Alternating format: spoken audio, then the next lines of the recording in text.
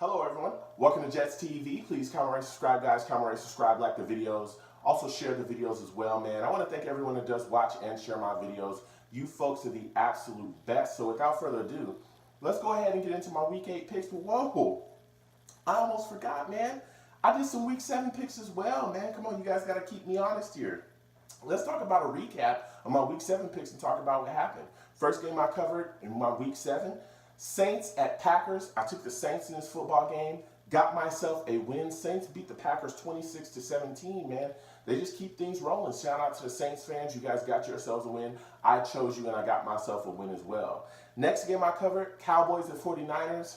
Took the Cowboys in this game, got myself a win there as well, a big win. Cowboys beat the Niners 40-10. Shout out to the Cowboys fans, man. You guys are constantly in my inbox. I chose you guys. I got myself a win. You guys got yourselves a win as well. And last but not least, the best game of the week, the Jets game. Let's go ahead and talk about it. Jets at Dolphins. I took the Jets in this football game, got myself a loss. Dolphins beat the Jets 31-28, man. Oh, it was tough. You know, the Jets made a lot of mistakes, especially down the stretch. Buster Screen got a lot of penalties, which led to a lot of Dolphins points. He was also getting beat, back there, which led to a lot of Dolphins points as well. McCown throws an awful interception at the end of the game, which pretty much gives the Dolphins a go-ahead field goal to take the game away from us. It was just an epic meltdown by the Jets and just a bad move. But you know what? I'm done with that. I'm ready to move forward. I want to talk about my Week 8 picks, man, because I want to move forward to Week 8, Week 7. Bad week as a Jets fan. Let's move on to Week 8, guys. So let's talk about my Week 8 picks here. First game I want to cover for Week 8, Texans at Seahawks. I think this game is going to be super physical, man. You got two defenses, that definitely have been doing some things here. You look at the Seahawks. They're coming in. The names are familiar. Cam Chancellor, Earl Thomas, Richard Sherman. They've got so many guys in their front as well. Bennett's a guy that's just out there making plays. I think Watson's going to have a long day, offensively. Watson is a young kid that's come on for the Texans. They just brought him in, just drafted him, and man, he has showed up and showed out. He's really done a lot of things in the quarterback position for them, been able to step in and produce. They also have very solid wide receivers out there. Fuller, on one side, Hopkins on the other, but I just think they struggle against this defense. The Seahawks defense pretty much clamps everyone down. I think a lot of the weight is going to be leaning on the Texans defense. You look at the Texans, man, they got to slow some guys down. You look at Russell Wilson, he's going to be out there. He's still mobile as well. He can make some plays on his feet. But I'm wondering about Jimmy Graham. I want to see Jimmy Graham become more of a part of this offense. His usage has kind of been up and down. And I want to see the Seahawks also, if they can run the football against this Texans defense as well.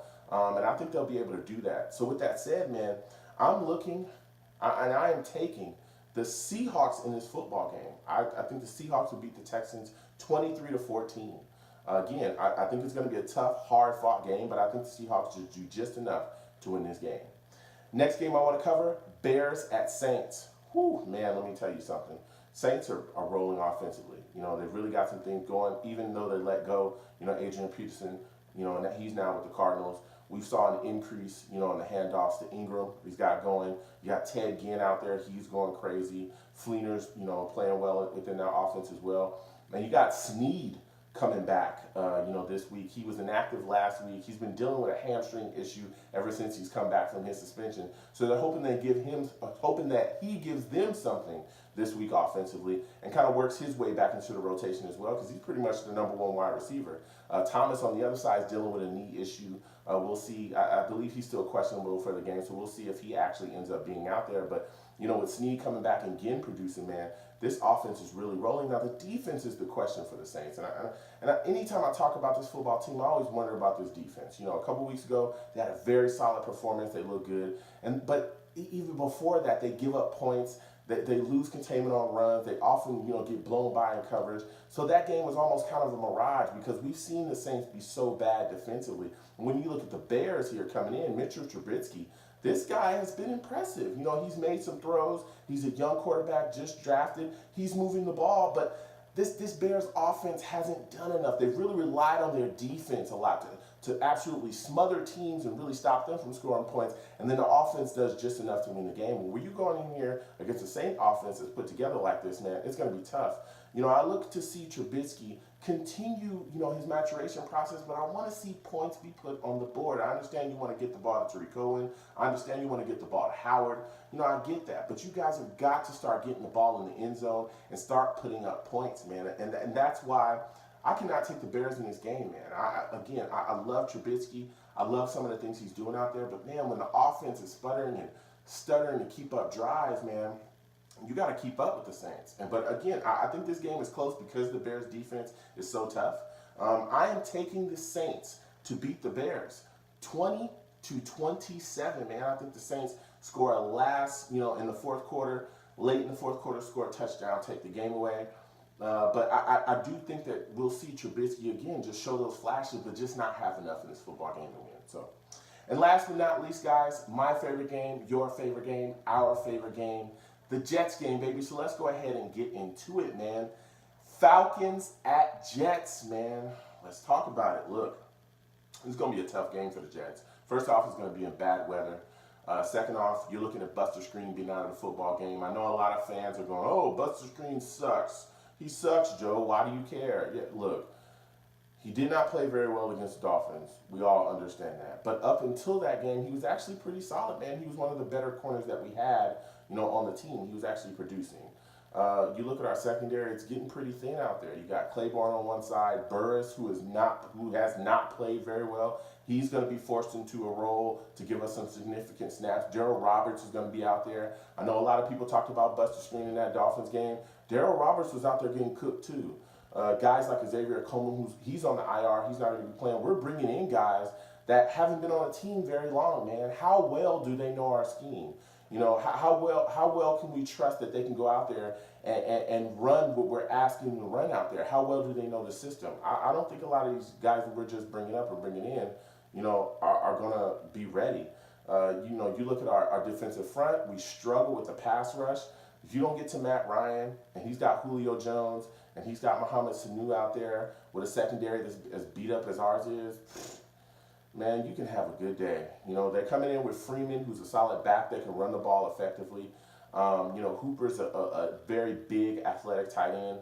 I think he'll get his catches here and there. But the guy I'm most worried about for them offensively is Taylor Gabriel, man. That guy is ridiculous. He's got ridiculous speed. He's ridiculous athletic. He's a guy that they throw a lot of screens to. They move him around, from the slot to other places. They run certain packages for him as well. Dude, he's a guy that once you get the ball in his hands, he can put up, points. Absolutely. He can take it straight to the house very quick. They also got Coleman as well, another running back that spells Freeman. He loves to come out of the backfield and catch the football. And the first thing I start thinking about when I hear that is, can Lee get this guy under control? If he comes out of the backfield, is he going to be solid in coverage in this game? And the question is, I don't think he will, because there's been other times we played other backs that, I didn't think would dust Lee, and they were dusting Darren Lee left and right and catching the football. I don't know. Offensively, I think we'll struggle against the Falcons as well. Brandon Shell's going to be out. That's our right tackle. So you got Quali stepping in for him. This is a line that, especially in the second half, has struggled to keep McCown protected. And the second you start beating McCown up back there, the second you start allowing a defense to tee off on him, dude, he starts to get nervous and balls just start to go places that they're not supposed to go. And you're looking at strip sacks, you're looking at, fumbles. You're also looking at interceptions as well, because he'll try to just start forcing footballs where they do not belong, trying to make quick throws. I'm wondering about our running game as well. I don't know how we're going to run against the Falcons, because we've been so inconsistent with our run blocking. There's been next to no holes opening up. I think we have to start off with Bilal Powell. I know we've seen a lot of Matt Forte recently starting a football game. I think Bilal Powell needs to be the starter in this game. It needs to be Elijah McGuire and Bilal Powell back there. We need these speedy young guys coming out the backfield, catching screens or anything to try to get some early production. We've got to get started fast to get the Falcons, man, because if we don't, dude, it's going to be a long day, man. So with all that said, look, it's tough for me, but I am taking the Falcons in this football game. I am taking the Falcons to beat the Jets 30-7. You know, I don't think the Falcons would just come out of the gate and just absolutely take us out the game. But I just think the Falcons will have so many chances offensively because our offense is really going to sputter against their defense and what they're going to bring, some of the fronts they're going to bring, especially when you got guys like Vic Beasley, who I think is going to have have a very solid game against us. I think we'll just struggle. I absolutely think we'll struggle, and I think they'll have so many chances offensively that they'll just keep getting a crack, and eventually they'll touch the end zone a couple times and just we'll be done. So, with that said, guys, comment, rate, subscribe, guys. Comment, rate, subscribe, like the videos. Comment down below, man. Let me know what you guys think about your teams. You know, I have fans from all over the NFL. Hey, let me know what you guys think about the matchups that you guys have this week. If I covered your team, or even if I didn't cover your team, let me know. Again, hey, Sunday's coming, guys. Enjoy times with your families. Have a good time. Great football. Sit down, eat, enjoy whatever you enjoy, drink whatever you like to drink, man, and enjoy your time. All right, you guys have a good day. Peace.